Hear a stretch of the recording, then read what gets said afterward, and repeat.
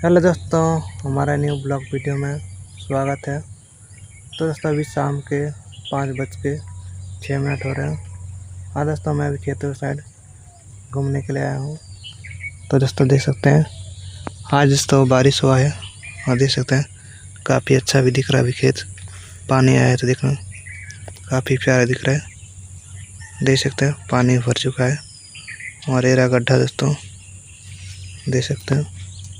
और दोस्तों मौसम भी देख सकते हैं अभी भी बादल किया हुआ है, देख सकते हैं। और दोस्तों इस साइड तालाब है यहाँ पर, और यहाँ पर सामने ही कुआं है।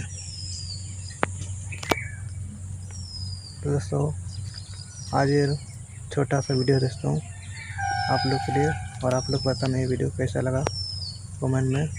तो आज का वीडियो यहीं पर एंड करते हैं। वीडियो अगर अच्छा लगता है तो लाइक करें, चैनल पर अगर नहीं तो सब्सक्राइब करें।